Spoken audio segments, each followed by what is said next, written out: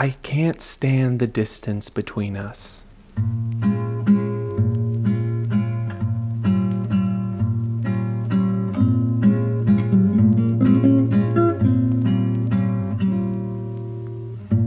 Even when we're close, the mere skin and bones between our souls is too much. I want you to swallow me whole so that our two bodies become one. I want to feel your blood flow through me, see the world through your eyes, stretch and flex our fingers and toes. I want to know that you think about me the same way I think about you. I'm scared that you don't. But when you look at me, spill your sticky honey love from your lips deep into my ears. Caress my neck and press your hot cheek to mine. That endless abyss seems to contract. I can wait to consume you, and you to consume me, if this bliss is the waiting.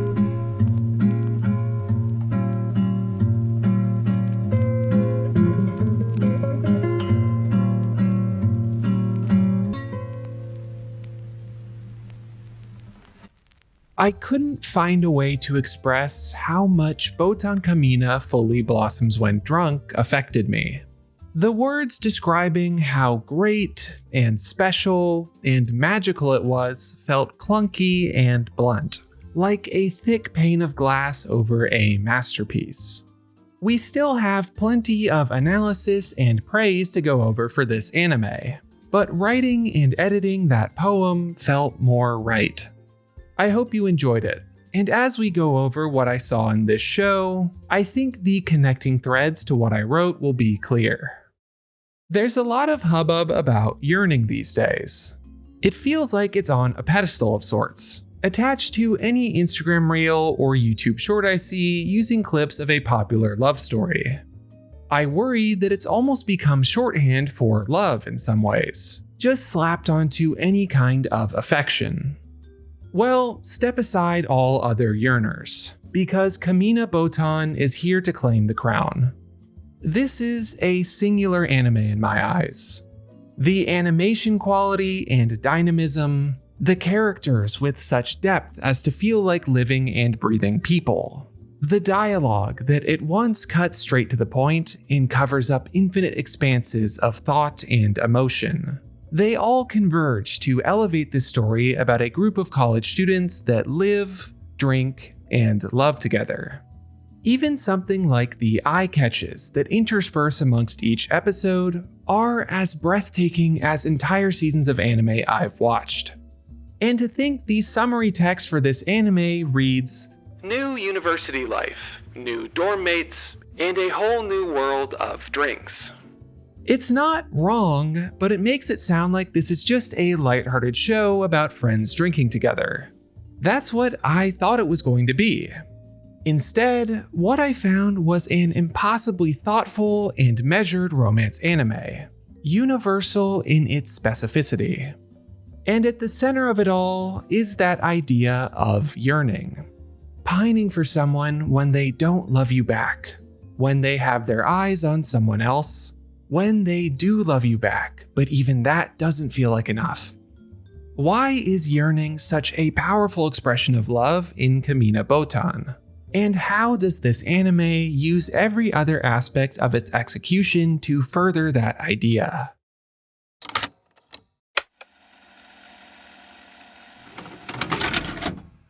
From the very first moment of this anime, desire is practically oozing out of the screen. Before we even get to really see Botan, our titular protagonist, she's heading towards Ibuki. Before she's a person, she's an impulse, driving to close the gap between her and her eventual love. Ibuki is the same. Her first line is, "I always drink alone." She is her isolation above all else. Botan reaching across the distance between them, and Ibuki reaching back, means everything in this context. It may seem merely like sharing a concession stand drink, but this one scene at the very start of the season symbolizes so much of what's to come. In the intro, I mentioned how I feel like yearning is overapplied these days. Let's reconsider for a second. Cambridge Dictionary defines yearning as a strong feeling of wishing for something, especially something you cannot have or get easily. Dictionary.com has an intense or overpowering longing, desire, or need. Craving.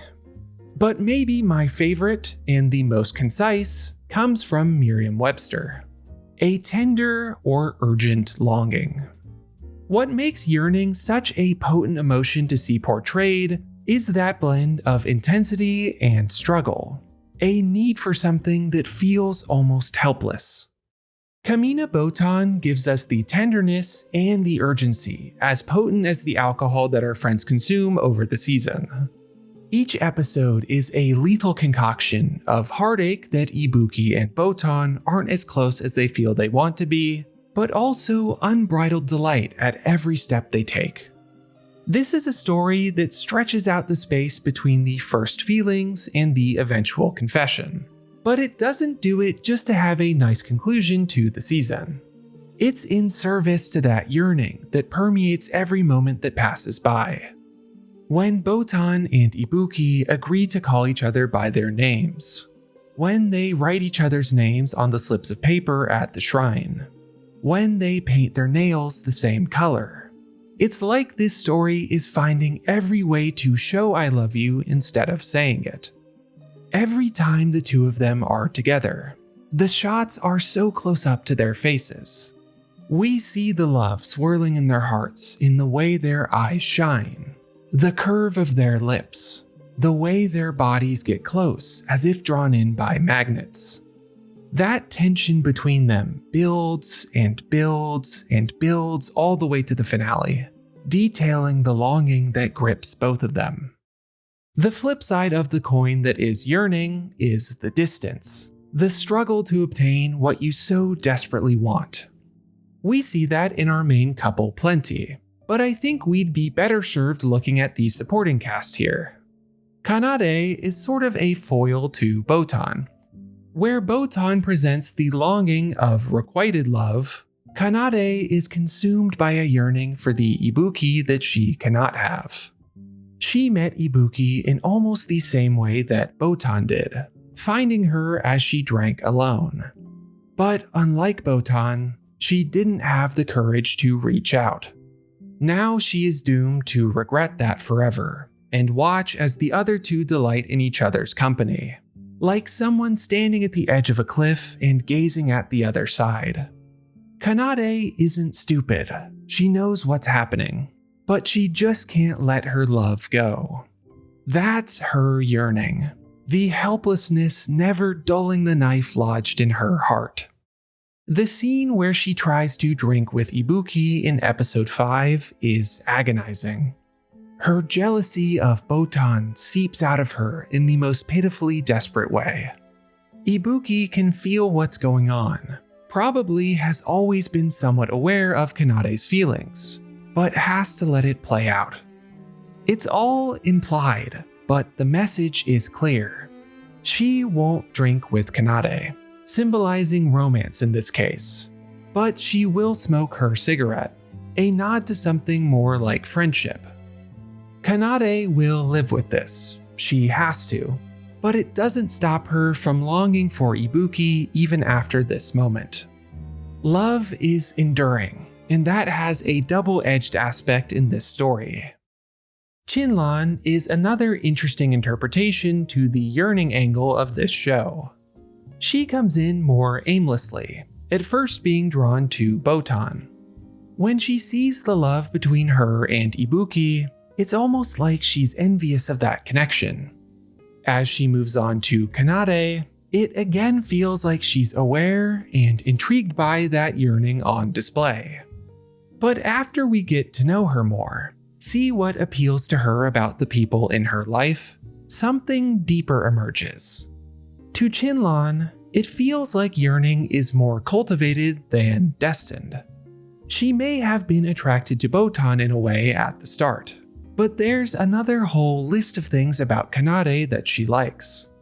Chinlan feels like she's choosing who she yearns for without losing any of the potency, and it takes her from a little of a ditzy character at the start to someone that is introspective and aware. She cuts to the point the most of the group, and when she does, it never is frivolous or blunt. It's a completely different shape of longing than we see anywhere else, but still cut from the same cloth. Botan Kamiina Fully Blossoms When Drunk is an anime that elevates yearning to its own art form. We get to see it in couples, heartbreak, friendship. Every iota of this show is designed to communicate the longing, the aching of its romance. This isn't love like the characters are daydreaming about a long and healthy relationship. It's love like they need their souls to subsume each other, and the mere presence of their bodies are obstacles in the way of that goal. It's really something special, a complete package of a story where every element is pointed towards the same goal. As some of you may know, on my channel page I have listed my top 3 favorite anime series. Kamiina Botan demands to be on this list. For now, Frieren is being knocked off in favor of this new entry. I can't believe it in a way, considering how much I love and am moved by Frieren. But this was a different ballgame. Kamiina Botan may move up in time. I'm not wholly convinced that this isn't one of the most impactful pieces of media I've ever seen. I have a little thing I scribbled down in my notes app after the halfway point of my watch through. I think it sums up my feelings nicely. Sometimes a piece of media is so captivating in its delivery and its animation that it makes my chest feel tight, like I'm in a perpetual state of holding my breath. A freezing of my homeostasis while I experience this moment for the first and only time at its full potency. It's rare I feel this way, and Kamiina Botan has me in its grip every moment it plays. I don't know if I've ever had to take breaks for my health when watching an anime before. That's gotta be worth something. Considering the anime may only have gotten better from that point, including it here was essential. I still don't feel like I did it its full justice. How do you encapsulate a feeling that's in every frame of every second of every episode of an anime?